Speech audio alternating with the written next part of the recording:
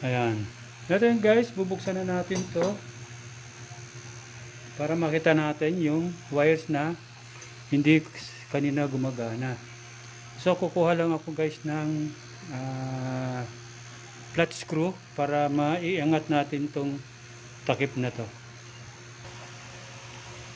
Yan guys. Ito na yung ating flat screw na kinuha. So tatanggalin na natin siya, iangat lang natin. Ito guys, susungkitin lang natin to dito sa ilalim para ito ay umangat.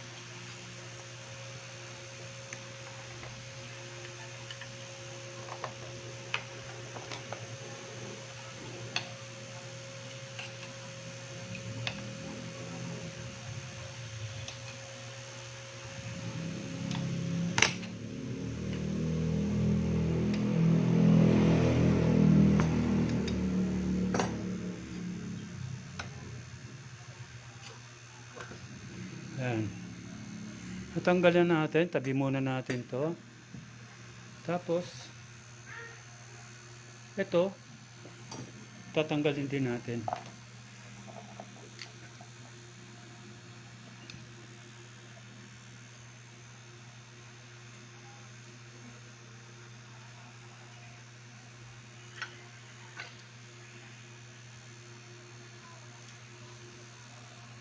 Yan, tabi muna natin.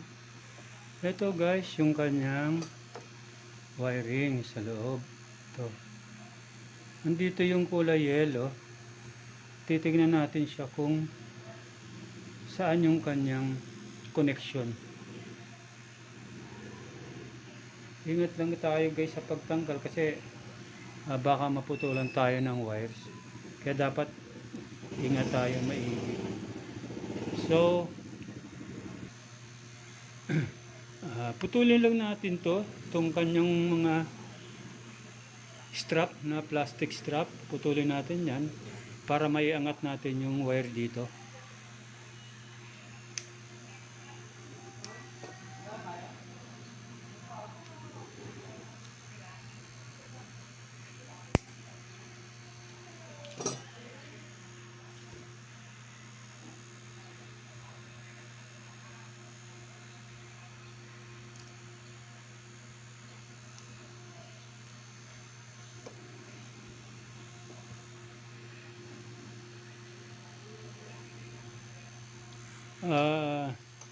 Na-repair na pala ito kasi hindi ganito yung ano nito original.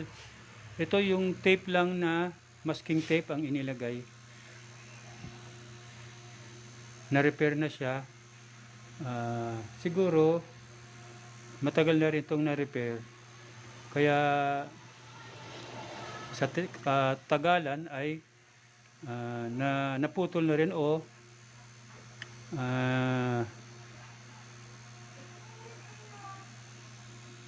yung kanyang guys, yung kanyang reverse, no. Tatanggalin natin to pa isa.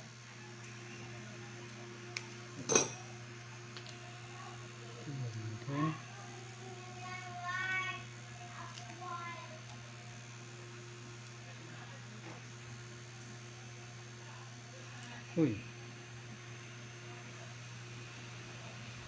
Ayun.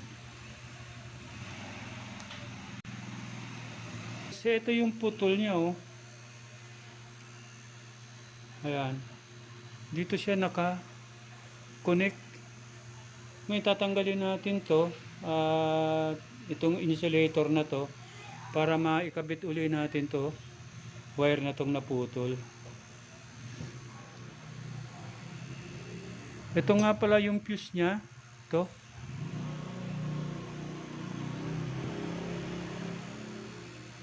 Try natin tong hugutin. Dahan-dahan lang. Medyo mahirap. Guys.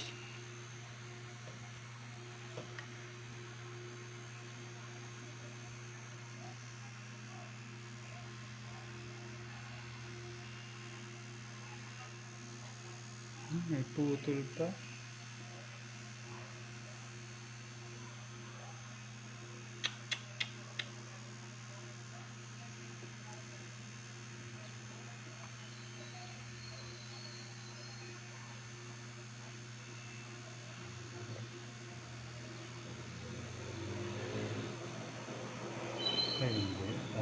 naputol. Yan guys, dahan-dahan. Ito, tatanggalin natin na yan. Ito yung kanyang ano, may mga corrosion na kasi, kaya siguro bumigay itong ating wire. Ang problema nito, ayun, may putol pa rin. Wow.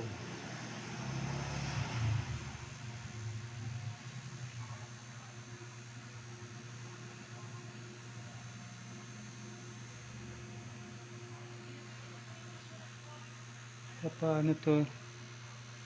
Di naman abot. And guys, magdudugtong tayo ng wire. Ito dudugtungan natin to para maipasok natin dito siya.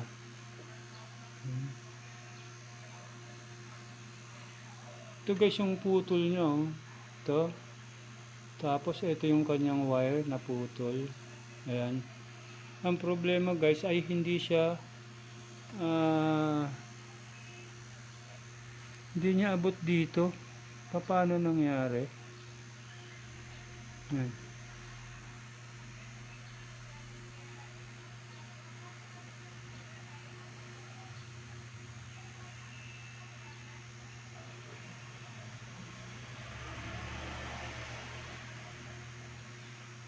Ang gagawin natin dito, hilahin na lang natin tong kulay yellow para lumapit siya dito.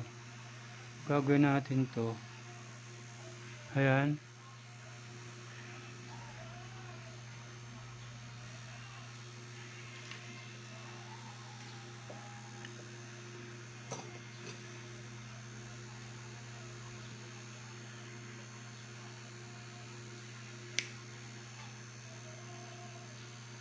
Putulin lang natin to kasi medyo nakakasagabal sa atin. Hihilahin kasi natin to, itong wire na tong kulay yellow para umabante siya. Tapos maabot niya tong wire na tong naputol. Ayan. Kaya lang tatanggalin muna natin tong kanyang mga strap.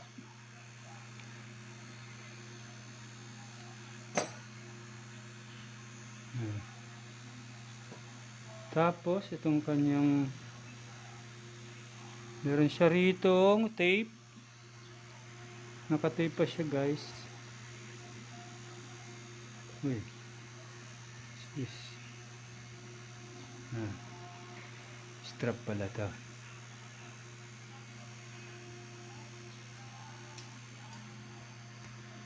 Tatanggalin natin siya. Ayan. Anong gagawin natin? Hugutin lang natin to.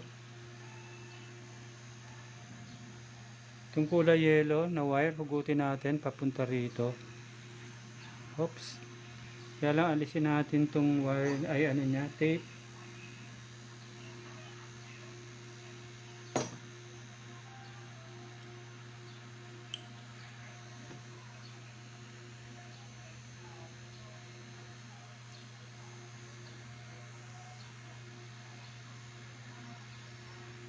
Ingat lang tayo guys, ano? Kasi baka may maputol pang wire.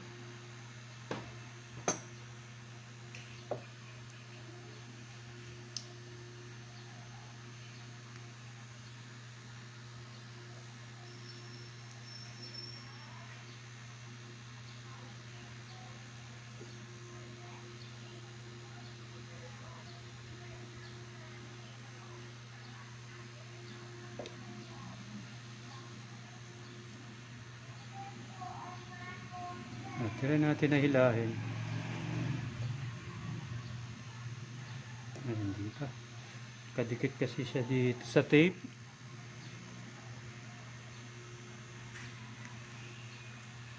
Ayan.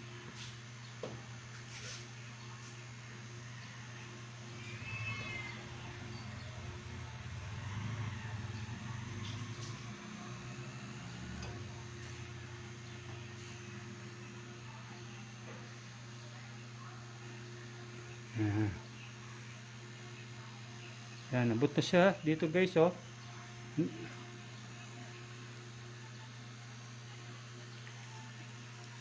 Ito yung pagdudugtungin natin. Itong dalawa na to. Kita nyo ba guys? Yan. Lapit natin ng konti. Oops, sinobra.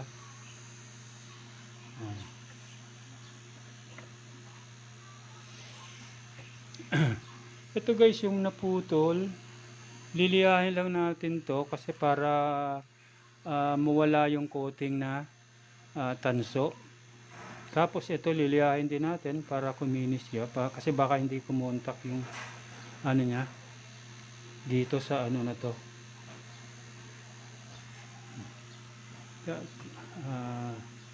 Putulin na lang natin siya. Tapos lagyan na lang natin siya uli ng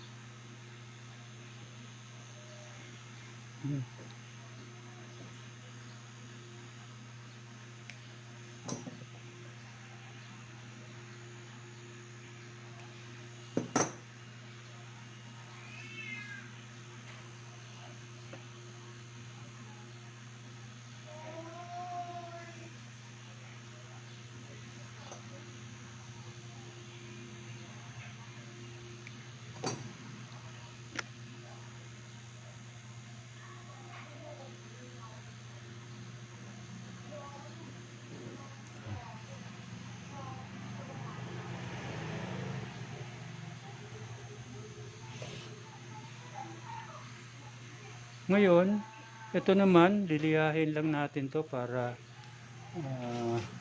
kuminis siya. Makita natin yung kanyang matanggal pala natin to yung kanyang coating.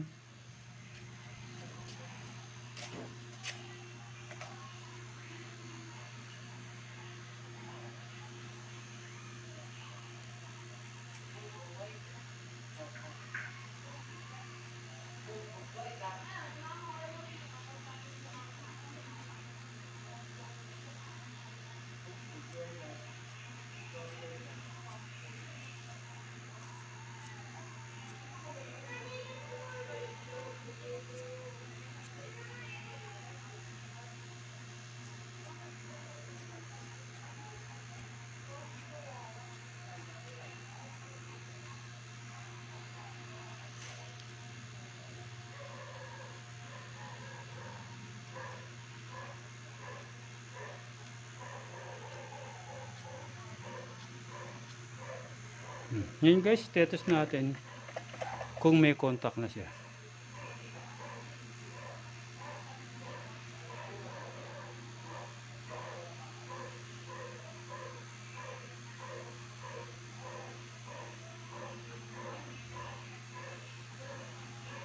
Yan guys, meron na oh.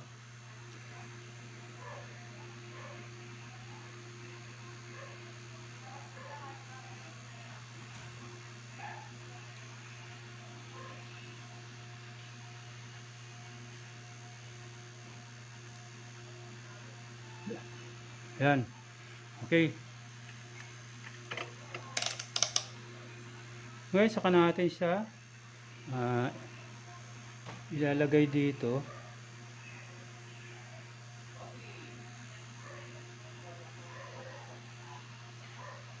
Oops.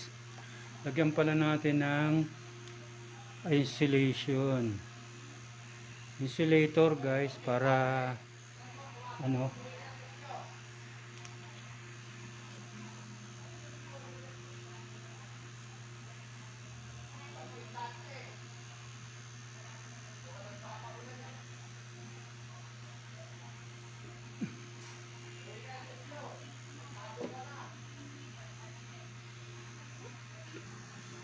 and guys, okay na yung ating dinugtong na ano to.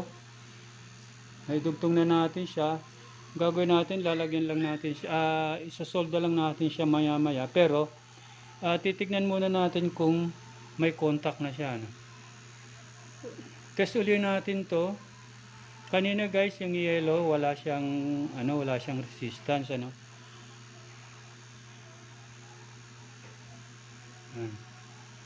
Ngayon i-test natin kung magkakaroon na siya ng resistance. Ayun.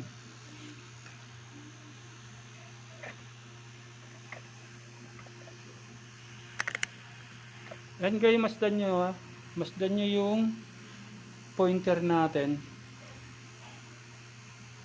Ayan, di ba gumalaw na siya? Okay na. Tapos yung red, tingnan natin yung red kung gagalaw. Ayun, gumalaw na rin. Yung yellow, yung pinagtugtong natin, ayan, gumalaw na rin siya, okay. Tapos, titignan natin tong yellow saka red kung meron ding paggalaw o resistance tayong makukuha. Ayun. Okay. So, okay yung kanyang connection. Ang gagawin natin, i-sosolda lang natin muna siya. Yan. Ito, sosolda natin to para maganda yung pagkakakonect niya sa wire. Gagamit tayo ng soldering iron. Ito, soldering iron. Tapos, soldering lead. Hanap tayo, soldering lead.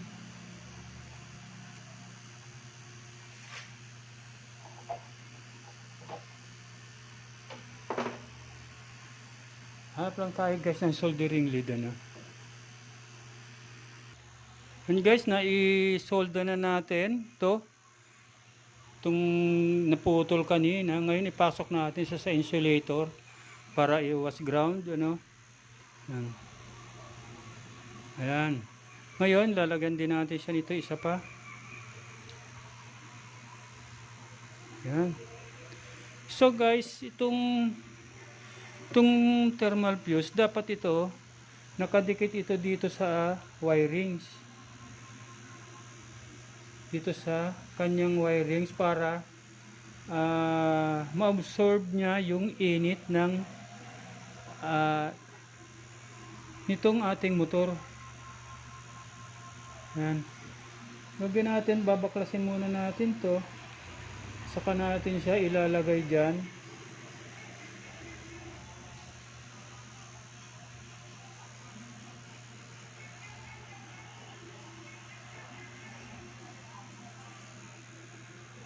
Tanggalin muna natin to.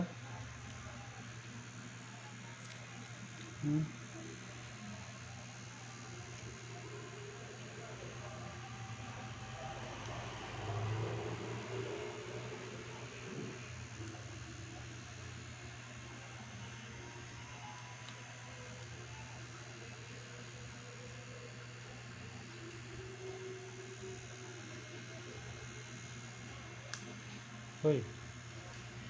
Iwas putol. Yan. Ngayon, ilalagay natin siya dito sa ano. Didikit natin siya dito.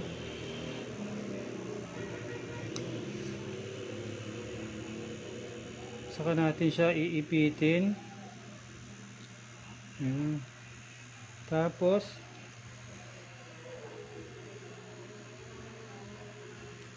tanggalin natin ito. Yan.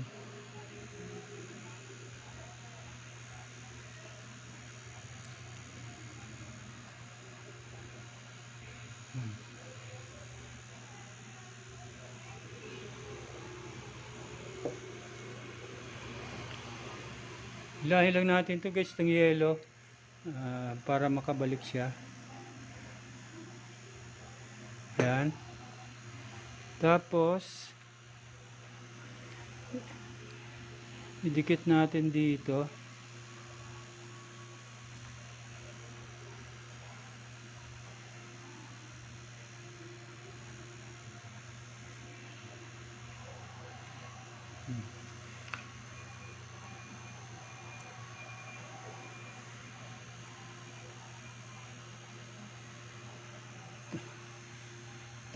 Talian muna natin siya ng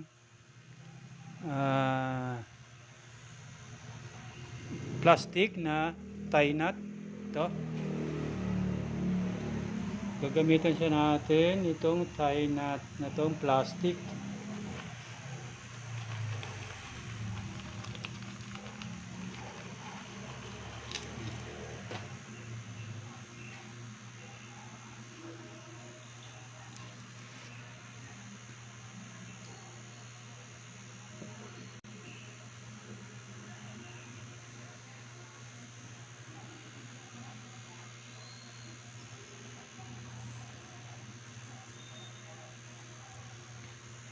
Yan.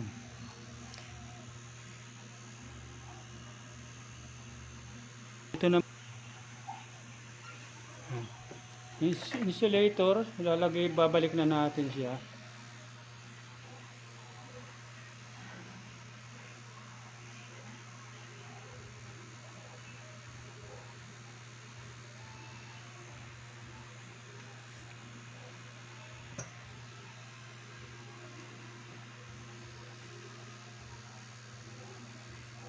Ingat-ingat lang, baka may maputol na wire. Oops.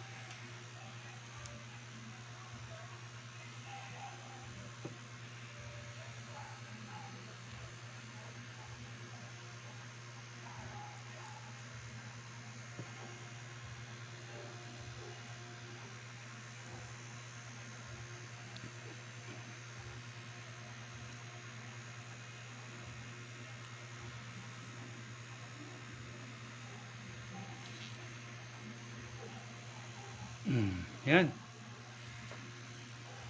Natalian na natin siya. No, ng tie knot.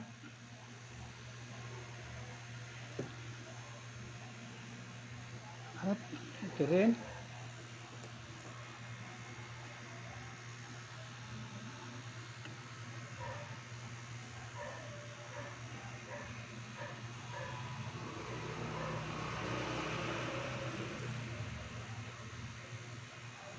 Yan. Isa pa.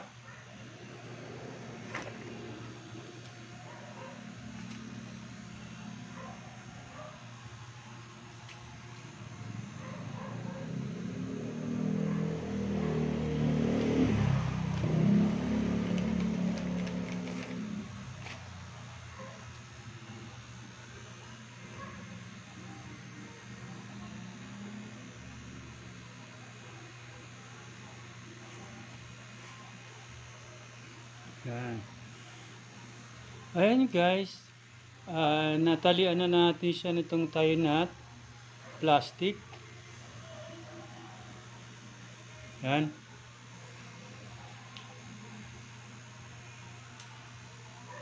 Puputulin lang natin tong sobra.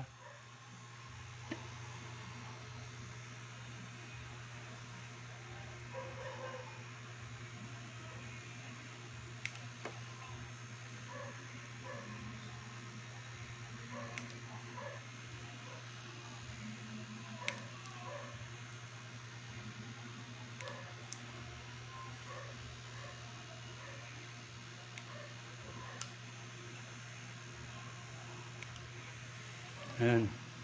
Ngayon guys, test ulit natin.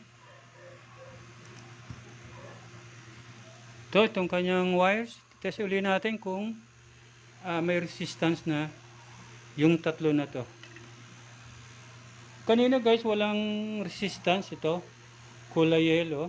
Ang meron lang ay itong red saka itong black. So ngayon titesting natin siya kung magkakaroon na siya ng reading o resistance.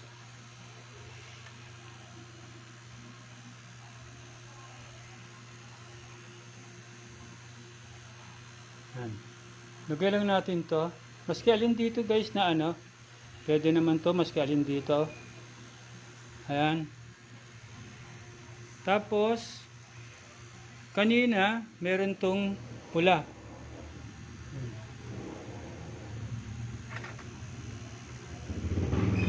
Itong pula guys, meron kanina. Ayun.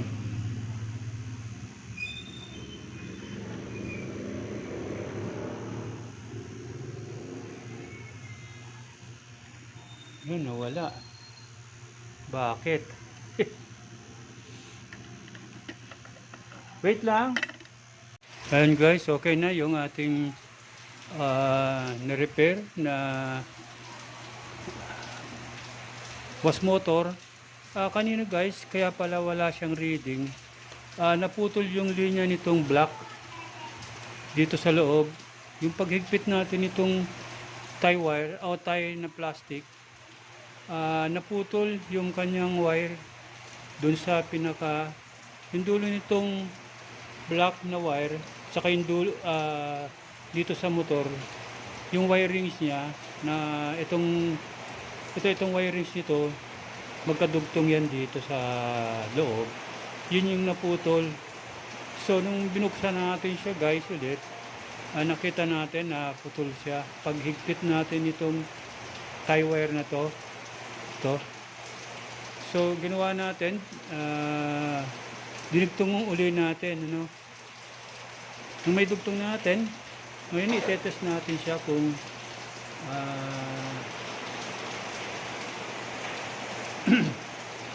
kung okay na uli yung kanyang resistance. Itong tatlong wire na to, ito siya. Tignan natin dito sa ating dito na lang guys sa ating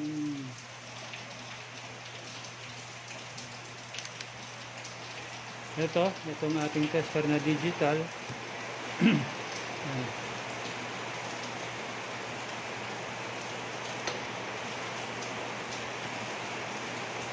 Yan guys, nakalagay na siya sa ohms. Ngayon, itetest natin itong wire niya kung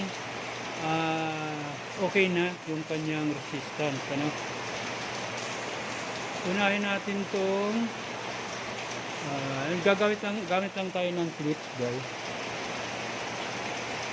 Gamit tayo ng clip.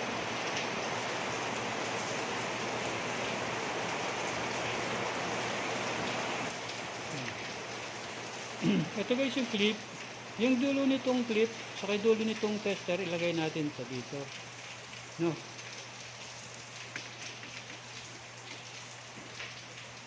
Tapos yung kulay pula, lagay din natin tong clip na kulay pula.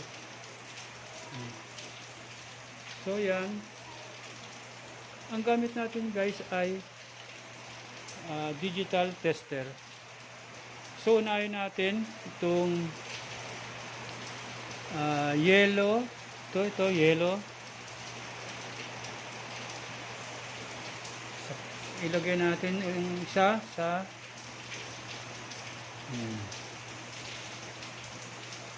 dito naman sa kulay black. Yan. Yellow, black. Yan. Lagyan natin dito sa ating papel. Yellow, black. Yan.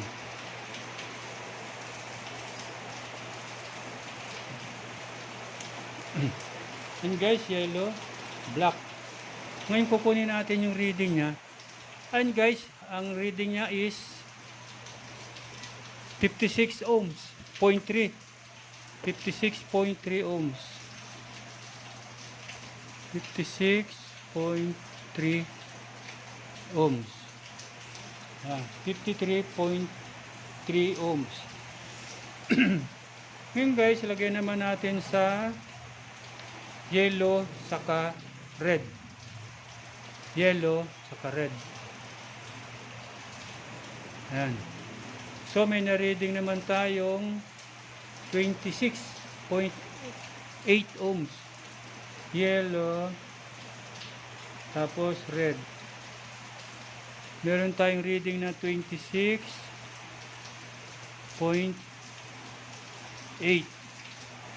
ohms. Ayan. Tapos na tayo guys sa yellow red saka sa yellow blue. Ang gagawin naman natin, ilalagay natin sa red saka black. Red and black. Yun. So, meron tayong na reading na 29.7. Red saka black. Ang reading niya ay 29.7 ohms. Ayan. Ito yung reading niya guys. Kanina, yellow saka black. Ang reading niya is 56 ohms. Then yellow saka red. Ang reading is 26.8 ohms. Red and brown, red and blue, red and black. 29.7 ohms. Ngayon, dahil ang reading natin kanina ay yellow saka black,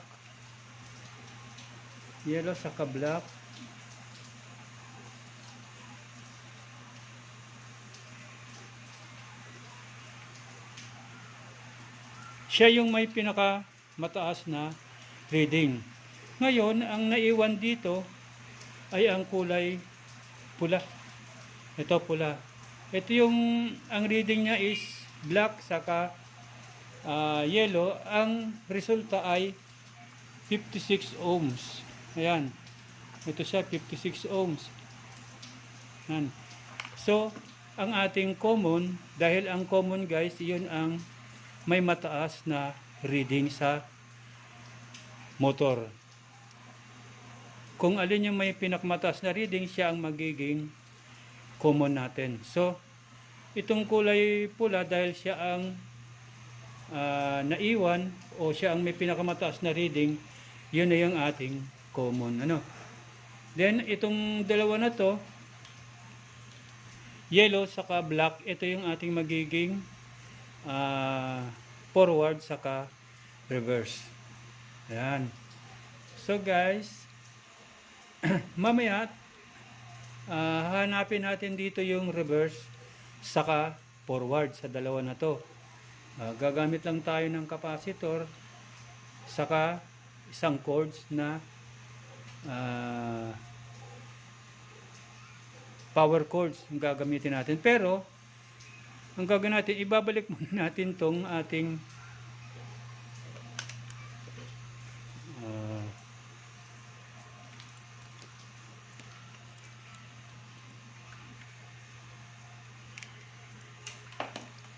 babalik natin to sa kanyang lalagyan. To dito babalik natin siya.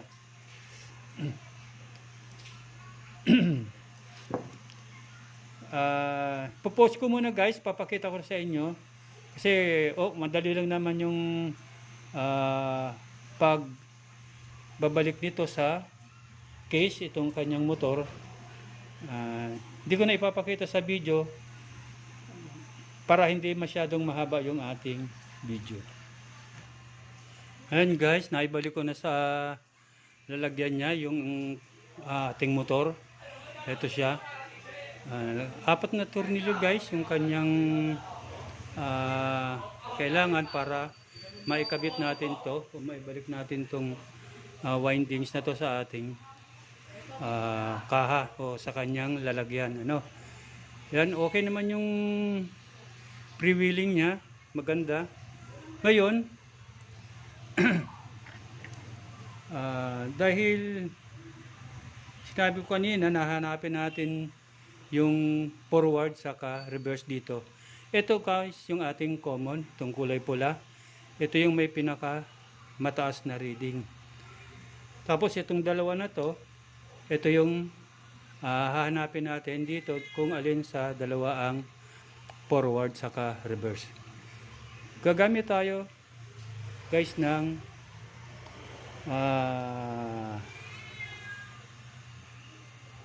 capacitor. Then gagamit tayo ng power cords.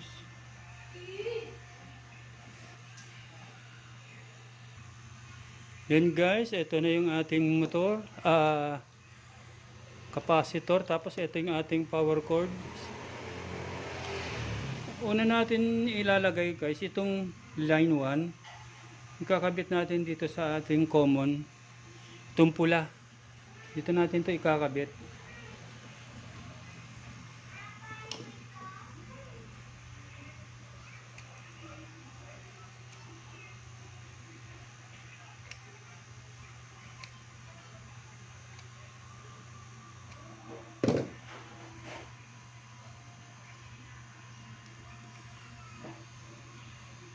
Gagamit tayo ng connector.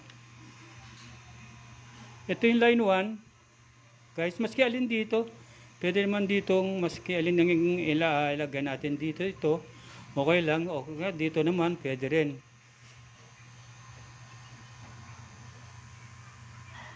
Pasok lang dito sa connector yung wires na galing sa motor. Tapos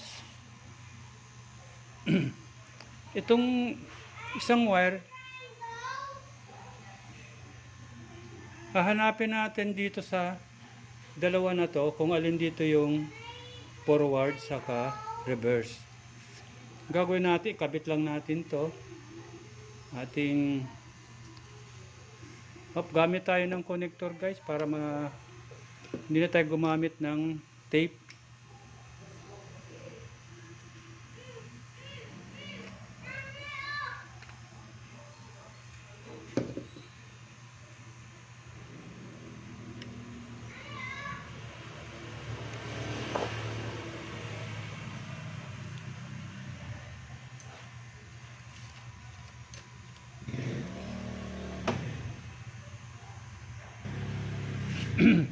Ito isang guys, itong black, ilagay natin dito sa,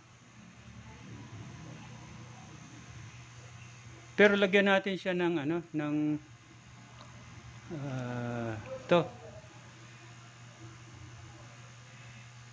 Pagsamahin muna natin to, itong wire na to, saka isang wire na galing sa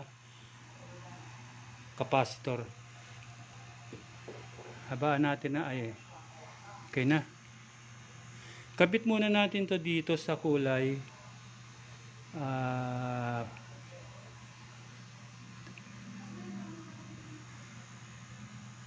dito sa isang linya ng power cords o line 2 na tinatawag, line 2. Tapos i-connect natin dito sa kulay black.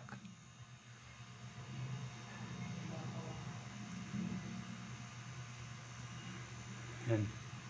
Tapos itong isang yellow, kabit naman natin dito sa kulay red. Dito sa isang linya ng capacitor. Hanapin muna natin dito guys yung reverse or forward.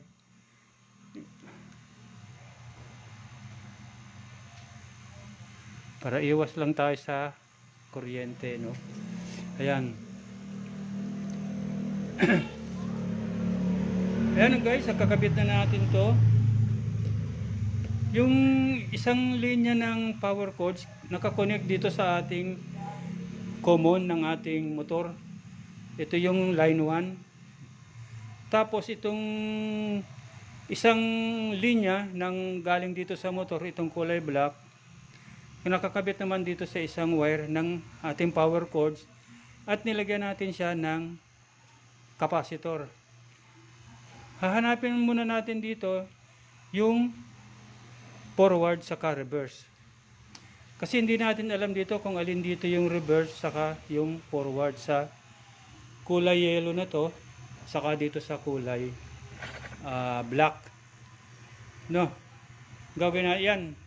Isaksak natin itong ating power cords at para malaman natin kung ano yung ikot nitong ating lagyan natin siya ng papel.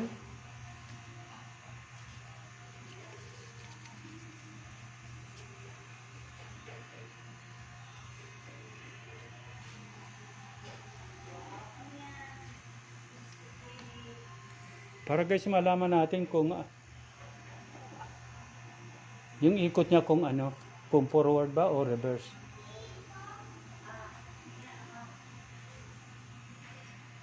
Ayan.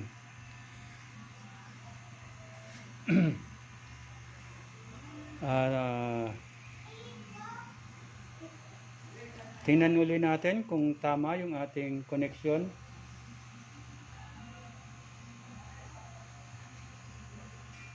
Yan. Okay na guys. Gawin natin, saksak natin. Pera putok ano.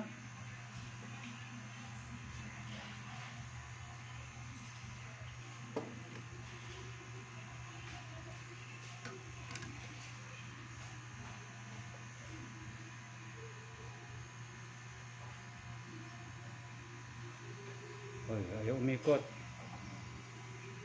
Yun. And guys, reverse yung ikot nito. So ang reverse niya guys ay yung kulay red. Ayan.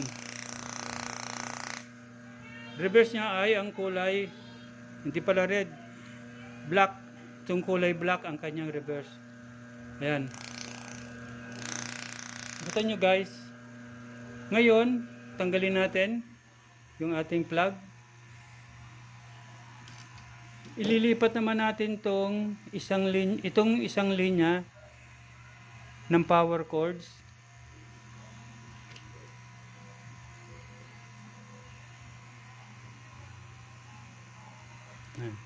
Dito sa kulay yellow.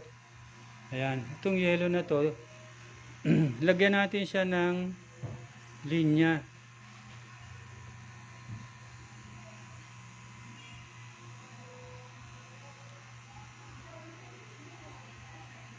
Yan.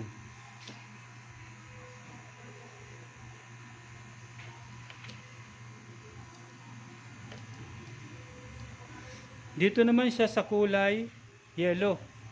No. Ngayon isaksak natin. Kanina guys, itong pula ay itong kulay black, yun yung naging counterclockwise o yung ating reverse. Ngayon ilalagay naman natin sa kulay yellow yung ating power cords na linya o yung line 2 at kinabatin din natin siya ng linyang na galing sa capacitor. So kanina guys counterclockwise o reverse. Ngayon tignan natin kung magpo-forward siya.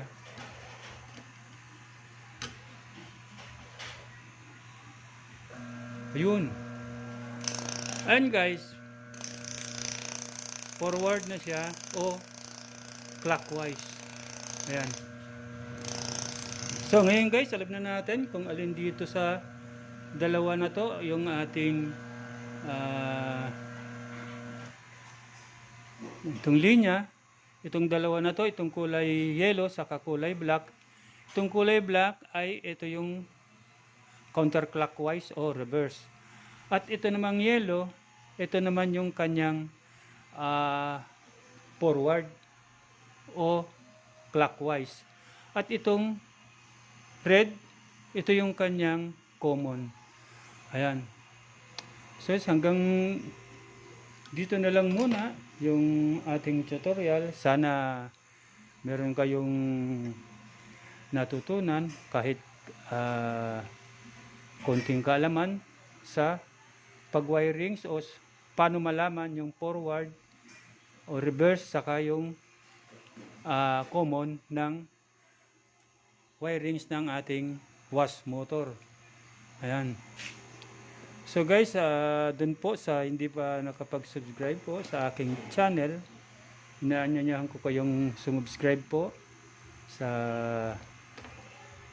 aking channel, ang Eli Lagardes Tutorial Vlog. At huwag po kayong i-click nyo lang po pala yung notification bell para lagi kayong updated sa mga video nating ina-upload sa YouTube. At kung may ads po itong ating video, pakiusap lang po, huwag nyo i-skip.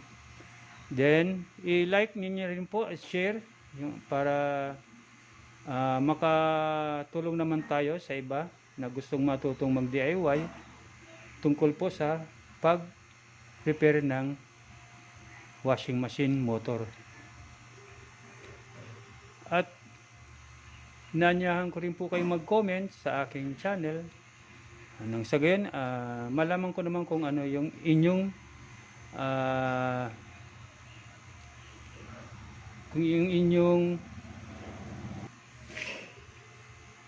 malaman ko naman po kung ano yung comment niyo sa mga video ko pong ina-upload sa YouTube. So guys, hanggang dito na lamang po tayo muna.